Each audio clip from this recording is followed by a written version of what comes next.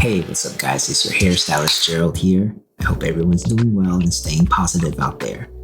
Now this video is for all of my lovely clients, which I haven't seen any of you for almost 2 months. I have received several text messages from many of you asking about appointments and reschedules, whether the ones who gotten their appointments canceled during the shutdown or they're about to make an appointment right around this time of the month. Well, today I just want to have a realistic talk with all of you. In fact, this message is going to apply to anybody out there, whether you come to me as a client or you have your go-to stylist or you have your regular walk-in salon that you always go to.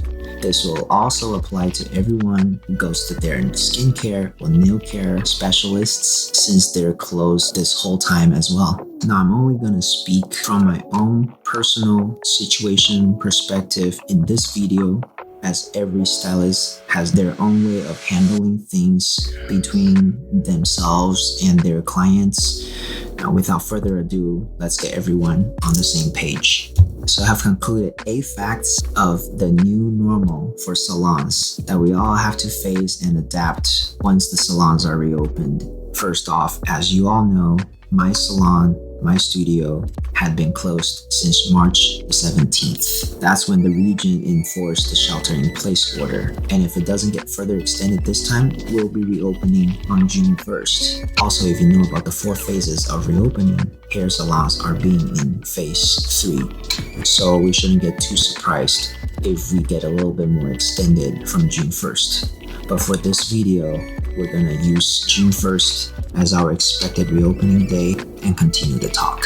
Now, from March 17th to June 1st, that is a big block of 11 weeks on the calendar. And I do both men's and women's hair.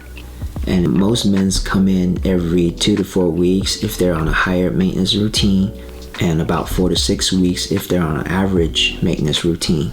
It is also affecting female clients who wears a shorter hair like a lob or a bob, someone with really thick massive density, or someone who needs their root touch-up routine, like mine, if you see. Now, fact number 1, your hair is not only 11 weeks past due. So obviously, most of you didn't get your hair done around the very last week when we were still open back then. And 90% of you won't even get your hair done on the first week when we finally reopen, whenever that is. Now, for example, if you were the lucky person who got your hair done on the day right before when it was shutting down on March 16th, then we pre-booked you 3 weeks later to see each other for your routine visits because of the shutdown. And theoretically, if I were to reschedule everybody from back then, pushing out 11 weeks to their exact same spots and weeks and days, when we finally reopen, I will see you 11 plus 3 weeks, 14 weeks. Then your 2 haircuts becomes 14 weeks apart, and that is considered right on time. And of course, if I saw you 3 weeks prior to when we were about to shut down, and I was about to see you on the day or the day after the first day that it was shutting down, and of course with the same rescheduling ideal scenario, if you were going to be the first client when we finally reopen, your 2 haircuts is also 3 plus 11, 14 weeks apart, and that is considered right on time. Now, with this example, everybody should be expecting a 14-week past due, not shorter. Fact number 2, don't expect another stylist to be available. Now, many of you are going to be desperate for a haircut once we reopen, but a few of you may find that you can't get into my book on the first few days or the first few weeks. Therefore, you decide to call up another stylist and see if you can get your services done from them. Guess what? That most likely won't happen because those hairstylists are also busy working on the clients who wanted to get in the past 2.5 months once they reopen. So even if you want to try for be a walk-in, also expect the demand's going to be high. Either they have a long wait list or they start asking people to make same day or next day appointments. There are places that the stylists have several assistants and you can be squeezed in a little bit easier. But I think with the new normal, many of the crowded salons will start making alternatives. They have to pull out some chairs or they have to break people into morning and evening shifts because there will be a maximum number of people allowed inside the salon. So don't expect to be squeezed in as easy as the old normal. I'm only trying to gather all variables for you so you know what to expect. Things will loosen up down the road, but we just don't know how long it'll actually take. Fact number 3 is new appointment requests will be pushed out. So if you did not have an existing appointment between March 17th to June 1st, and it's early May right now, and you were just about to ask for an appointment tomorrow or the day after, and you're being extra considerate and asking for 2 months out somewhere in July for your next appointment, I'm really sorry about that. In July, theoretically, if we were to reschedule everybody from back then and parallelly moving everyone down, in July, I should still be working on someone who had their appointment in April. And the book is supposed to be pretty full at that time. So whoever did not have an appointment during the shutdown, expect to be scheduled at least 9 to 10 weeks out from the day we reopen, and we're using June 1st as our example in this video, and that is the beginning of August. We're talking August 4th and after. Or I can also put you on a wait list, and if anybody cancels prior to that, I'll give you a call and have you come in earlier. Fact number 4 is be on time. Now, this doesn't sound like anything that needs to be addressed right now for the new normal, but I would like to specify that I'll be planning a few extra minutes just to clean and disinfect the commonly touched area in between clients. So every appointment will take a slightly longer time. Plus, we're not sure if SOLA is going to limit the number of people on the hallway, or they may not even allow people to stick around for waiting purpose because social distancing won't be going away for another year or even longer. So don't be early and don't be late. It will cause inconveniences for yourself or the next client. Just be right on time. Fact number 5 is your first few appointments will take longer time. Now, during the shelter in place, there are 3 scenarios. 1, you did not touch your hair at all. 2, you did cut or color your own hair. 3, you asked your family member or your housemate to cut or color your hair. With either scenario, when we see each other, it will take longer time to work on your hair.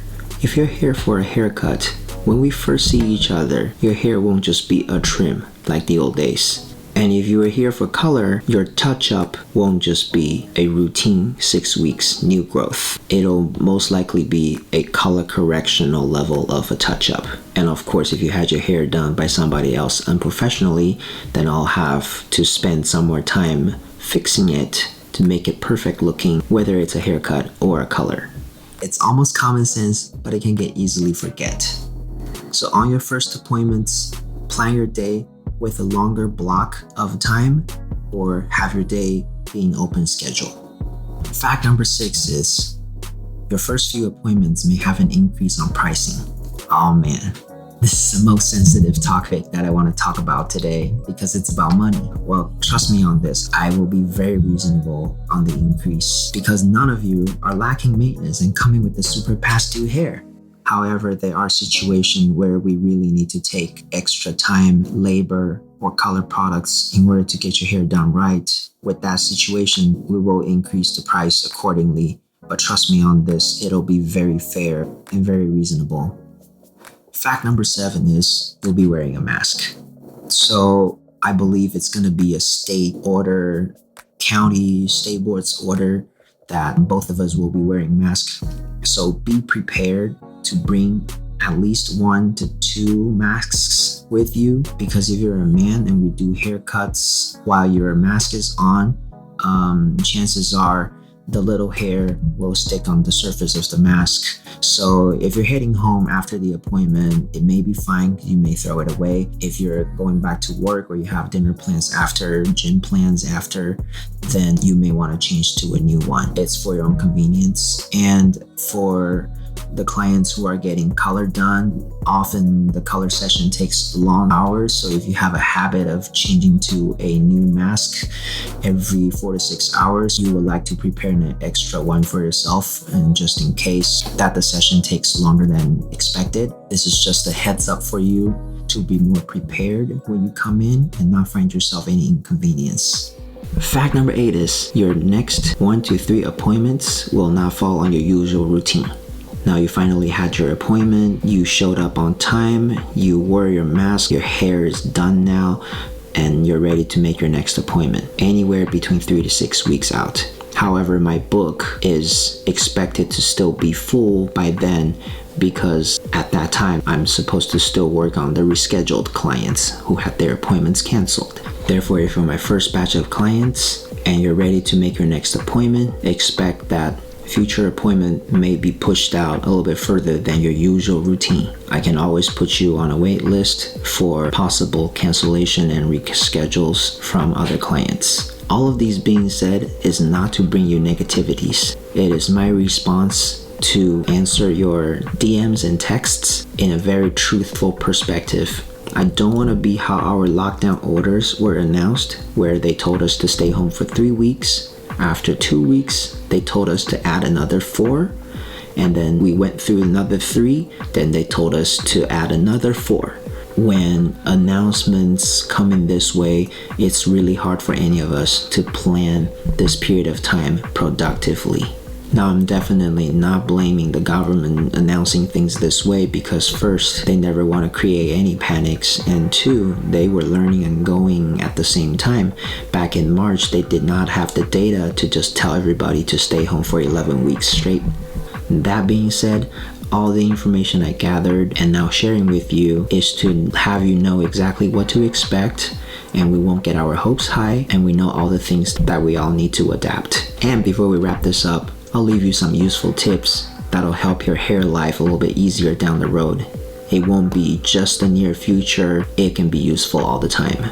Tip number 1 is booking multiple future appointments if your schedule is predictable. Now, most of you usually book 1 future appointment before you leave, and a few of you may book 3 to 4 appointments because you know your work schedule.